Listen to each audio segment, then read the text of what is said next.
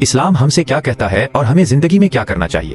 اسلام ایک مکمل ضابطۂ حیات ہے جو ہمیں صرف عبادات کے بارے میں ہی نہیں بلکہ زندگی کے ہر پہلو میں رہنمائی فراہم کرتا ہے۔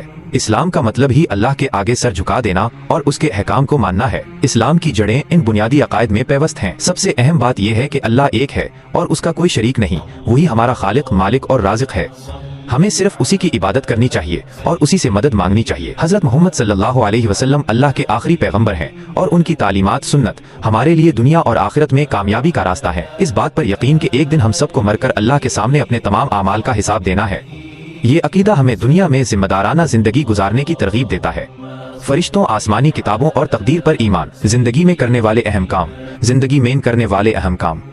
اسلام ہمیں ایک نیک اور کامیاب زندگی گزارنے کے لیے مندرجہ ذیل چیزوں کی ترغیب دیتا ہے۔ حقوق اللہ، اللہ کے حقوق، یہ وہ فرائض ہیں جو براہ راست اللہ کے لیے ہیں۔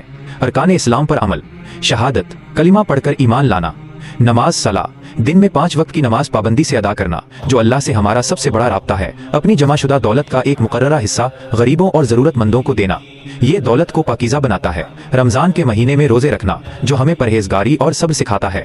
حج، صاحب استطاعت ہونے پر زندگی میں ایک بار بیت اللہ کی زیارت کرنا۔ حقوق العباد، یہ وہ ذمہ داریاں ہیں جو ہم پر انسانوں اور مخلوقات کے لیے عائد ہوتی ہیں۔ اچھے اخلاق، زندگی میں سب سے اہم بات اچھے کردار کا مالک ہونا ہے۔ سچ بولنا، امانت میں خیانت نہ کرنا، وعدہ پورا کرنا اور لوگوں سے نرمی سے پیش آنا۔ انصاف اور عدل، انصاف اور عدل، ہر حال میں انصاف اور سچائی کا دامن تھامے رکھنا چاہے بات اپنے خلاف ہی کیوں نہ ہو۔ والدین کا احترام، والدین کا احترام، والدین کے ساتھ حسن سلوک کرنا، ان کی اطاعت کرنا اور ان کی خدمت کرنا، ان کے لیے دعا کرنا۔ صلہ رحمی، صلہ رحمی، رشتہ داروں سے تعلقات جوڑنا اور ان کے حقوق ادا کرنا۔ ہمدردی اور مدد، ہمدردی اور مدد، غریبوں، یتیموں، مسکینوں اور پڑوسیوں کے ساتھ مہربانی کرنا اور ان کی مدد کرنا، انسانیت کی خدمت کرنا اسلام کا ایک بڑا سبق ہے۔ سماجی ذمہ داری، سماجی ذمہ داری، معاشرے میں امن، بھائی چارہ اور خیر خواہی کو فروغ دینا، کسی کو تکلیف نہ دینا اور فساد سے بچنا۔ اسلام ہمیں یہ سکھاتا ہے کہ ہماری پوری زندگی ایک عبادت بن سکتی ہے بشرطے کہ وہ اللہ کی رضا اور شریعت کے مطابق ہو۔ مقصد زندگی، ستارہ، اور میں نے جنوں اور انسانوں کو صرف اپنی عبادت کے لیے پیدا کیا ہے۔ قرآن، سورۃ الذاریات 56۔